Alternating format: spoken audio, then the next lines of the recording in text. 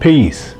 This is Brother Psyche, and I would like to add to the dialogue about female nature in this video. I've heard a lot of guys on YouTube. I watch a lot of YouTube, and I've heard a lot of guys on YouTube mention and discuss female nature, hypergamy. I've heard these terms, alpha males, things like this, and these are good terms. These are good terms because these are, whether you know it or not, these are actually biological terms. So whoever brought this dialogue or this conversation to the forefront, I can guarantee you that these people did their research. They did their study. Because before I seen these guys on YouTube, I was researching and I was studying and I was finding these things out in biology books and psychology books. I was finding these things out. But I've never heard anybody build and break down what they mean by female nature. And a lot of these guys seem like they have a bone to pick with women, as if their nature is a negative thing. And it's not necessarily negative, it's nature. And that's what the word itself is, their natural way of being. It becomes up to you, it's your job to understand it and move within the parameters of that understanding. See, if you don't understand something, I'll give you a good example. If you don't understand how a vehicle moves, how a car moves, but you want to drive a car, so you get in the back seat of the car and you try to start the car from the back seat. You try to steer the car from the back seat. You are getting no response. The car is not moving because you don't understand the nature of the car. If you understood the nature of the car, you'd be able to steer a little bit better. So let's build on it.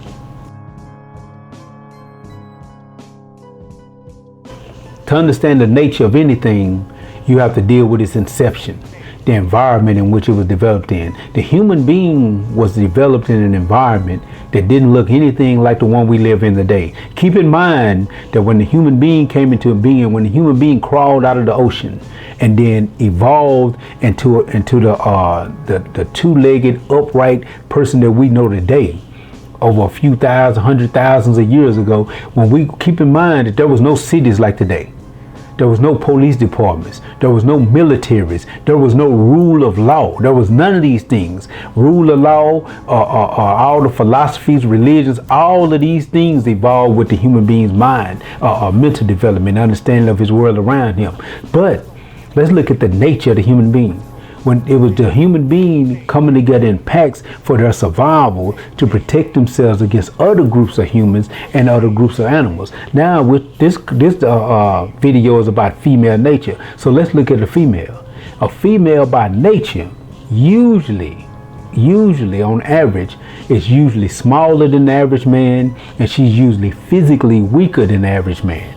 Now, this doesn't take away from the strength where a woman is made to be strong at, because a woman is made to be strong in another way, and we'll talk about that later. But usually, on average, a woman is smaller, she's shorter, and she's physically weaker.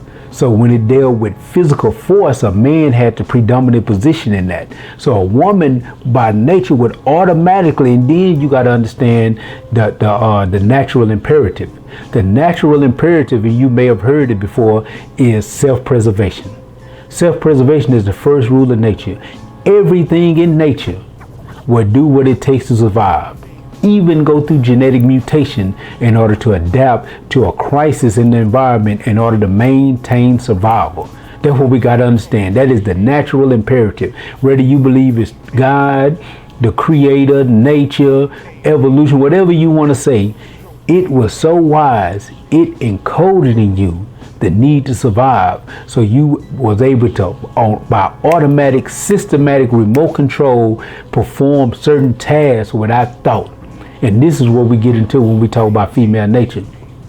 I'm sure it didn't take the first woman long, the first woman on earth long, to realize that this man is bigger than me, taller than me, and stronger than me, and that there are many threats in this world. So female nature comes from that. Females, by naturally, subconsciously, start being attracted to the alpha male. The alpha male was usually the one that had the most respect, the most power, and in that time it represented by physical strength, the most strength in the tribe or in the pack. Because by being with the alpha male or with the strongest male that she could possibly get, it protected not only her but her children. Think about it. If a female chose the weak man and she mated with him and had kids with this weak man, and this weak man's job was to protect her and to protect her from the dangers of the world around her, then a stronger man could come along and knock the weak man around. Take the woman, rape the woman, take the kids, rape the kids if he was sick and perverted, and put the kids into slavery. Kill the kids if he wanted to. He could do whatever he wanted to her. So the woman by nature automatically wanted to attach herself to the strongest man. That's why certain things attract a woman. Big arms, big chest. That's why women like men with height. That's why you'll hear sisters talking about they want a man that's 6 feet or taller. These are things that subconsciously make a woman think of strength and power in a man, deep voice, things like this. Nowadays, in the modern day time, these things are not as prevalent or not as important as they used to be, because we're not walking around in the wilderness anymore. So nowadays, power or that alphaness is defined by your ability to maintain resources. That's why women like men that are secure with wealth. Your ability to intelligence, your ability to maneuver in your environment. These things start to represent power in these days and time, but it's still that basic nature of a woman. So a woman would be attracted to a man who seemed powerful to her, and it would disgust her to see a man that was weak. That's why you could catch a woman with some of those things that look powerful to her, and then when you start acting like a broad, she'll start getting turned off by you. She'll start looking at you and be like, man, this ain't the alpha. This is the sucker. This is what goes on in her mind. This is not a bad thing. This is her nature. The same thing happens with men.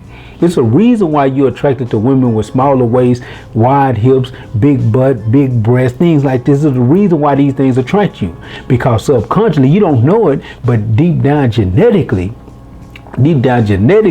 wide hips represent having a wider birth canal. It just represents it symbolically. And you think subconsciously, not consciously aware of it, but subconsciously, this woman is good for production of children. When you see the wide hips and the big butt, it makes you think someone that's good for the production of children. When you see healthy breasts, you think someone who's good for being a mother, because the breasts are not just for your sexual fantasies, but the biological purpose of breasts is to be able to feed a child. So automatically you think a good nurturer subconsciously. So these things are implanted in us, and these are the natural ways that we are. So when you look at a woman, you have to understand her that she's by nature following her natural imperative.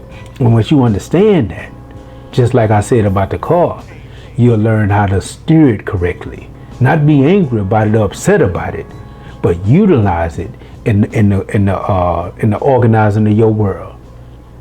Peace.